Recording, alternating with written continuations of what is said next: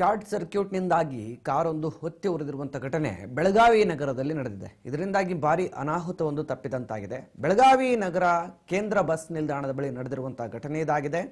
ವಿನಯ್ ನೂಲಿ ಎನ್ನುವಂಥ ವ್ಯಕ್ತಿಗೆ ಸೇರಿದ ಕಾರು ಏಕಾಏಕಿ ಬೆಂಕಿಗೆ ಹೊತ್ತಿಕೊಂಡು ಧಗ ಧಗ ಅಂತ ಉರಿತಾ ಇರುವಂಥದ್ದು ಕಂಡು ಬಂದಿದೆ.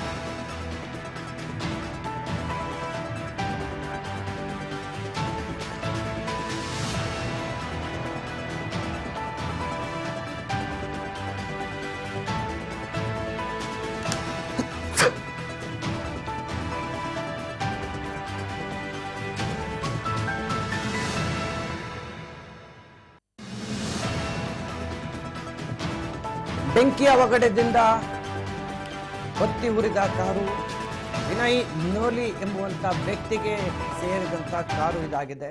ಬೆಳಗಾವಿ ನಗರದ ಕೇಂದ್ರ ಬಸ್ ನಿಲ್ದಾಣದ ಬಳಿ ಈ ಘಟನೆ ನಡೆದಿದೆ. ವಿನಯ್ ಕಾರಿನಿಂದ ಕೆಳಗಿಳಿಯುತ್ತಿದ್ದಂತೆ ಬೆಂಕಿ ಹೊತ್ತಿಕೊಂಡಿದೆ.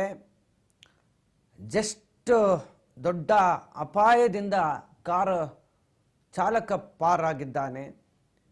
ಸಂಪೂರ್ಣವಾಗಿ ಬೆಂಕಿಗೆ ಕಾರು ಸುಟ್ಟು ಕರಕಲಾಗಿದೆ. ಸ್ಥಳಕ್ಕೆ ಮಾರ್ಕೆಟ್ PSI ಹುಸೇನ್ ಭೇಟಿಯನ್ನು ಕೊಟ್ಟಿದ್ದಾರೆ, ಪರಿಶೀಲನೆ ಮಾಡಿದ್ದಾರೆ. ಬೆಳಗಾವಿ ಮಾರ್ಕೆಟ್ ಪೊಲೀಸ್ ಠಾಣಾ ವ್ಯಾಪ್ತಿಯಲ್ಲಿ ಈ ಘಟನೆ ನಡೆದಿರುವಂಥದ್ದು ಕಂಡು ಬಂದಿದೆ.